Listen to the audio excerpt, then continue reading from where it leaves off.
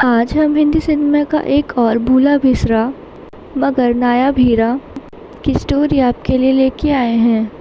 बेमिसाल चरित्र अभिनेता सुप्रूब, जो कई दशक तक दर्शकों के दिल में राज करते रहे, उनकी बॉलीवुड में आने की कहानी और दर्दनाक अंत की दास्तान आपको सुनाएंगे।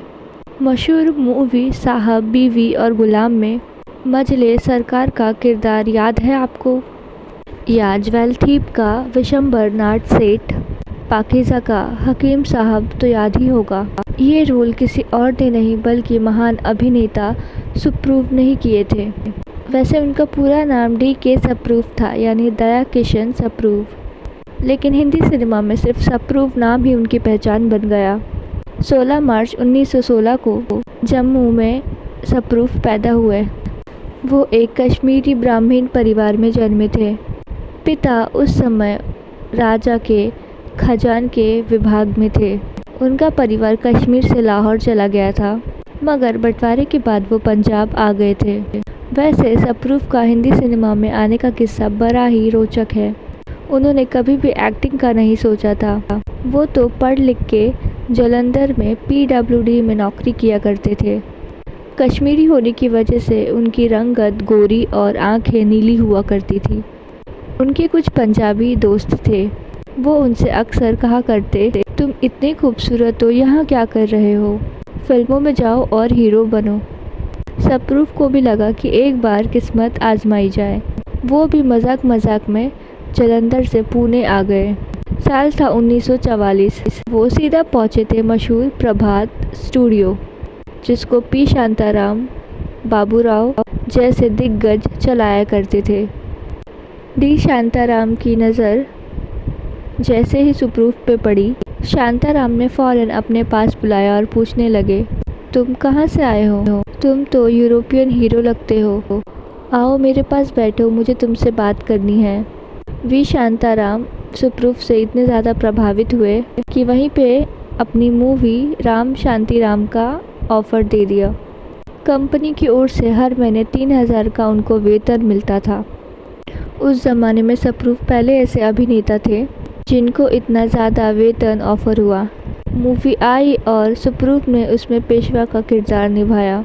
मूवी भी सुपर डुपर हिट हो गई और उनका करियर चल पड़ा। उस समय 4 लोग एक रूम में रहा करते थे, देवानंद, गुरुदत्त, रहमान और सप्रूव। लेकिन सप्रूव की किस्मत ऐसी चमकी कि उनके ऊपर फिल्मों की बरसात होने लगी। रोमियो जूलियट, झांसी की रानी, काला पानी, हम हिंदुस्तानी, साहब बीवी और गुलाम, मुझे जीने दो नया दौर, प्रेम पुजारी, क्रोधी, कुदरत, धर्मवीर, ड्रीम गर्ल और पाकीज़ा जैसी फिल्मों के ज़रिए वो मशहूर हो गए। एक वक्त तो ऐसा भी आया कि डायरेक्टर्स अपनी मूवी में खास सप्रूव के लिए डायलॉग्स लिखवाया करते थे। जज के रोल तो जैसे उन्हीं के लिए बना था, वहीं ज़मींदार और पुलिस वाले के रोल भी उनको खूब मिला करते थे। उन्होंने अपने जीवन में खूब ज़्यादा पैसे कमाए। निजी ज़िंदगी की बात करें तो उनकी खूबसूरती पे एक मराठी एक्ट्रेस फिदा हो गई थी। उनका नाम हेमवती था। दोनों के बीच में प्यार हुआ। 1948 में सप्रूव और हेमवती की शादी हो गई। दोनों के 3 बच्चे हुए। बड़ी बेटी रिधिमा मशहूर स्क्रिप्ट राइटर बनी। दूसरी बेटी प्रीति पंजाबी मूवीज़ की हीरोइन बनी। छोटा बेटा तेज बॉलीवुड इंडस्ट्री और टीवी इंडस्ट्री का बहुत बड़ा नाम बन चुके हैं। दोस्तों, इतने महान अभिनेता का अंत बहुत ही दर्दनाक तरीके से हुआ। सब कुछ अच्छा चल रहा था। इनके दोस्तों ने इनको प्रोडक्शन में उतरने की सलाह दी सप्रूव के। उन्होंने दोस्तों की सलाह मानकर जीवन की सबसे बड़ी गलती कर दी थी। 1955 में अभिनेता ने पतित पावन नाम की मूवी बनाई, जो अपनी लागत निकाल पाई। इसके बाद सप्रूव ने बड़े बड़े स्टार्स को लेकर मूवी बनाई। इस मूवी को बनाने के लिए उन्होंने बहुत बड़ा कर्जा ले लिया और अपना बंगला तक गिरवी रख दिया। मूवी सुपर फ्लॉप हो गई और यहीं से सप्रूव बर्बाद हो गए। उनके बंगले से लेकर उनकी गाड़ियाँ तक कर्जा चुकाने में बिक गए। राजा की तरह जीने वाले सप्रूफ को जुहू में एक कमरे के साथ पूरे परिवार के साथ रहना पड़ा। सालों बाद धीरे धीरे उनकी आर्थिक स्थिति बेहतर हुई।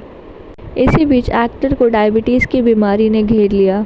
सिगरेट बहुत ज़्यादा पीते थे, इस वजह से दिल की बीमारी भी लग गई।